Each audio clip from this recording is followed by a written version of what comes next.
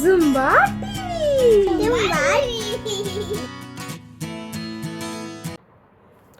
வணக்கம். இன்றைக்கி நம்ம அகத்திய முனியை பற்றி பார்க்கலாம். அகத்தியர் சித்தர்களில் முதன்மையான சித்தர்னு இவரை தான் சொல்லுவாங்க. ஏன் இவரை முதன்மையான சித்தர்னு சொன்னாங்கன்னு பார்த்தீங்கன்னா, சிவனுக்கு இணையானவராகவும் சிவன் கூடவே பயணித்தவராகவும் இவர் இருந்தார். ஏன்னா மற்ற சித்தர்கள், அதாவது அகத்திய முனிக்கு அப்புறம் வந்தவங்களாம் அகத்தியர் இல்லைன்னா அவரோட சீடர்கிட்ட பயின்றவங்க. ஆனால் அகத்திய முனி மட்டும் பார்த்திங்கன்னா சிவனிடமே பயின்றவராக இருக்கார். அது மட்டும் இல்லாமல் இவர் சிவனுக்கு இணையாகவும் பேசப்படுவார். அதனால தான் இவரை அகத்தீசன், அதாவது ஈஸ்வர பட்டம் கொடுத்துருக்குறாங்க அகத்தியருக்கு. அகத்திய முனி வடக்கிலிருந்து தென்னகம் வந்தார், அந்த கான்செப்ட் கரெக்டு. ஆனால் ஏன் வந்தாருங்கிறதுக்கு ரெண்டு விதமான கதைகள் சொல்லப்படுது. ஒன்று பார்த்திங்கன்னா, சிவனுக்கும் உமையாளுக்கும் திருமணம் நடந்த நேரத்தில், அதாவது சிவனுக்கும் உமையாளுக்கும் இமயமலையில் திருமணம் நடக்குது. அந்த திருமணத்துக்கு தேவர்கள் மக்கள்கள் அனைவரும் வடக்க நோக்கி இமயமலைக்கு வந்ததால் தென் திசை உயர்ந்து வடதிசை தாழ்ந்ததால் அதை சரி பண்ணுறதுக்காக சிவன் அகத்திய முனியை தென் திசை நோக்கி செல்லுமாறு கூறினார். ஆனால் இன்னொரு கதை என்ன சொல்கிறாங்கன்னு பார்த்தீங்கன்னா, தேவர்களுக்கும் அசுரர்களுக்கும் அடிக்கடி போர் வந்ததாகவும் அசுரர்கள் கடலில் போய் ஒளிஞ்சுக்கிறாங்க. தேவர்கள் அசந்திருக்கும் நேரம் பார்த்து திரும்பவும் கடல்லேருந்து மீண்டு வந்து அவர்களை அழிச்சிட்டு அவர்களுக்கு பிரச்சனை வரும்போது திரும்பியும் போய் கடலில் போய் ஒளிஞ்சுக்கிறாங்க. இந்த மாதிரி அடிக்கடி நடப்பதால் தேவர்கள் சிவனிடம் போய் முறையிட்டதாகவும், சிவன் இந்த பிரச்சனையை தீர்த்து தரும்படி தனது சிஷியராக இருந்த அகத்திய முனிகிட்ட சொன்னதாகவும், ஆதரால் தான் அவர் வடக்கில் இருந்து தென் திசை நோக்கி பயணம் செஞ்சார்னு ஒரு கதை சொல்கிறாங்க. இதில் அவர் வடக்கிலிருந்து வந்தவருங்கிறது உறுதி செய்யப்படுகிறது.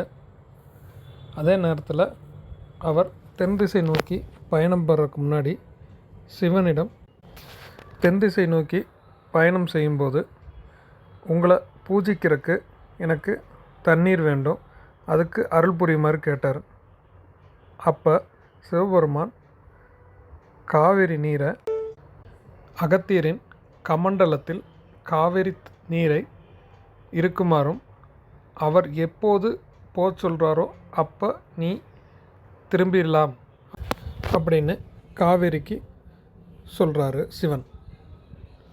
அது மட்டும் இல்லாமல் அகத்திய முனிக்கு ஒரு விசேஷ வரத்தையும் தராரு. அது என்னன்னா, அகத்தியர் எங்கெல்லாம் சிவன் உமையால் திருமணத்தை காணணும்னு நினைக்கிறாரோ அங்கெல்லாம் சிவனும் உமையாளும் திருமண கோலத்தில் அகத்தியர் முன் தோன்றுவாங்கங்கிற வரத்தையும் அவருக்கு கொடுத்தார். விந்தியமலை நாரதனின் சூழ்ச்சியால் வானுயர வளர ஆரம்பித்து சூரியன் சந்திர பாதையவே வழிமறித்து வளர்ந்தது.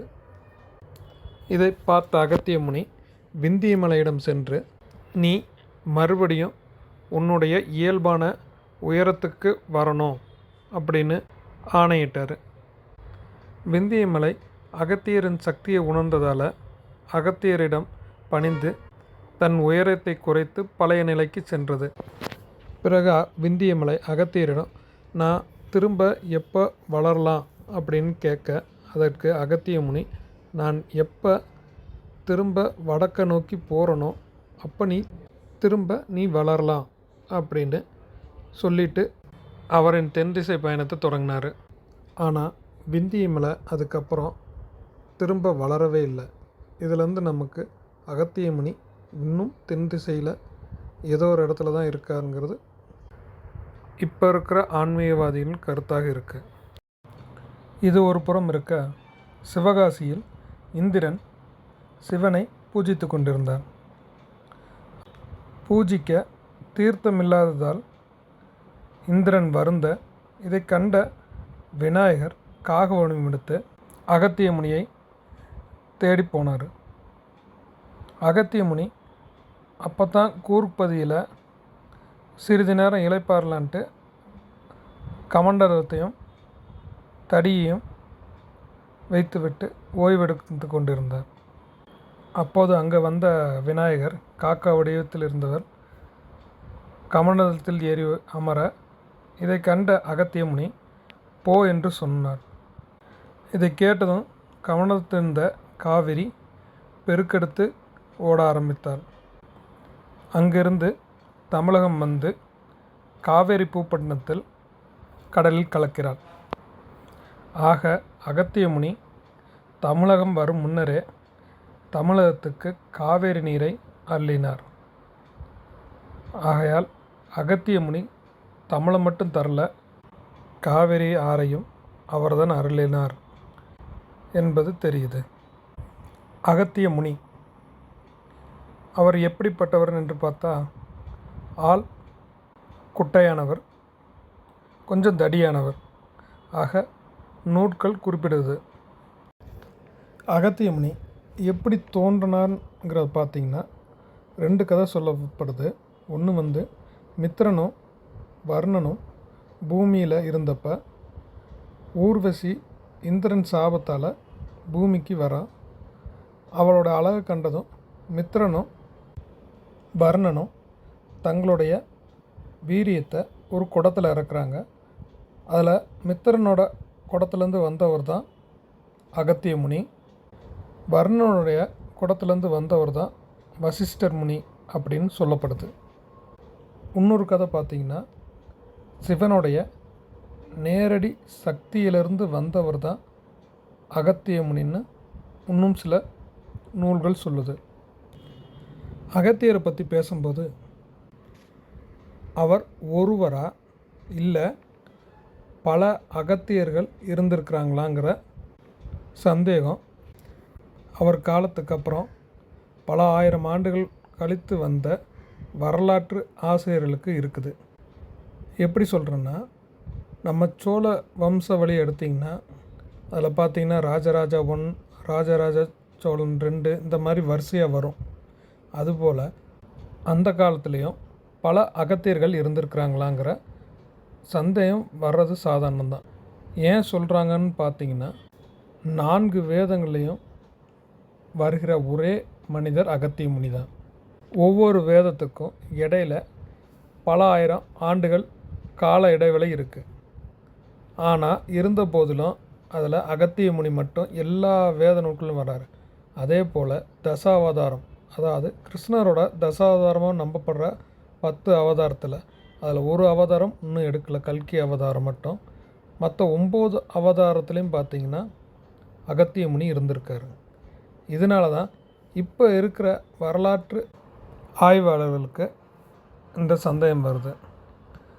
ஆனால் நம்ம பக்தி வழியிலே பேசப்போனால் அகத்தியர் என்பவர் ஒருவர் தான். இதை பக்தி வழியில் இருக்கிற நாம் நம்பணும். அகத்திய முனி எங்கேருந்து வந்தார்னு பார்த்திங்கன்னா, வடக்கிலேருந்து தெற்க வந்தார். வடக்கில் இவருக்கு உத்தரப்பிரதேசம், ஹரியானா, மகாராஷ்டிரா இது போன்ற இடத்துல அவருக்கு அப்போவே ஆசிரமம் இருந்திருக்குது.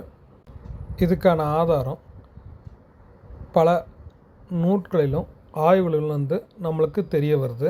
அவர் வடக்கில் இருந்தால் தெற்க வந்தாருங்கிறத வட இந்தியாவிலையும் ஒத்துக்கிறாங்க, தென்னிந்தியாவிலையும் ஒத்துக்கிறாங்க. அவர் தென்னிந்தியாவில் பொதிகையில் ஒரு மடம் ஆரம்பித்து பல ஆண்டுகள் அங்கேயே தான் பல சிஷ்யர்களை உருவாக்கியிருக்கார் என்று நம்பப்படுது. இதுக்கான ஆதாரமாக அவரும் அவர் சிஷ்யர்களும் எழுதின நூட்களிலிருந்து நம்மளுக்கு கிடைக்கப்பெறுது. தொடரும்.